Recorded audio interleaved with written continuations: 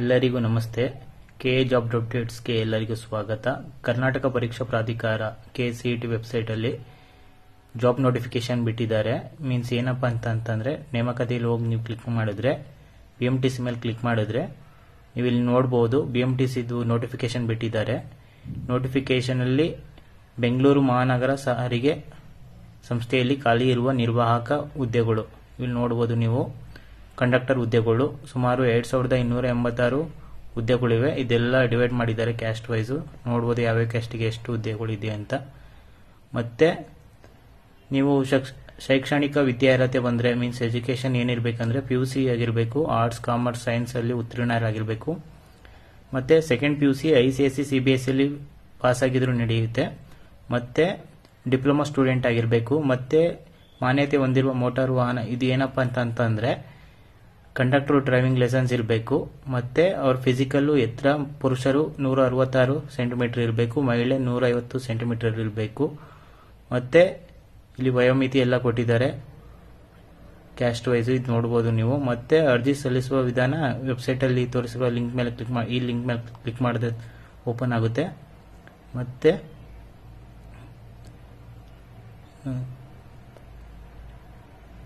ಇವಾಗ ನೀವು ಅರ್ಜಿ ಸಲ್ಲಿಸುವ ಇಲ್ಲಿ ನೋಡಿ, ಅರ್ಜಿ ಸಲ್ಲಿಸಲು ನಿಗದಿಪಡಿಸುವ ಡೇಟು 10/3/2024 ಅಪ್ಲಿಕೇಶನ್ ಓಪನ್ ಆಗುತ್ತೆ. ಮತ್ತು ಕೊನೆಯ ದಿನಾಂಕ 10/4/2024. ಮತ್ತು application fees 13/4/2024.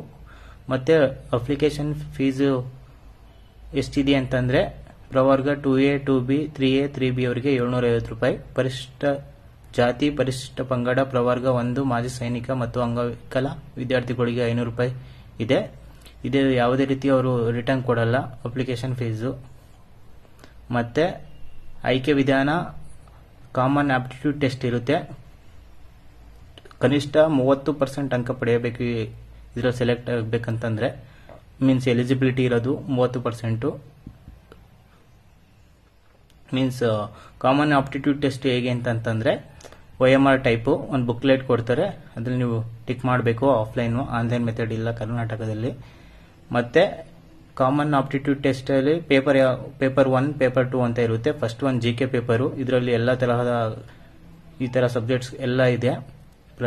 Means current affairs ಮತ್ತು ಕಾನ್ಸ್ಟಿಟ್ಯೂಷನ್, ಹಿಸ್ಟ್ರಿ, ಕರ್ನಾಟಕ ಸಂಬಂಧಪಟ್ಟಿದ್ದಂತೆ ಜಿಯೋಗ್ರಫಿ ಎಲ್ಲ ಇದೆ.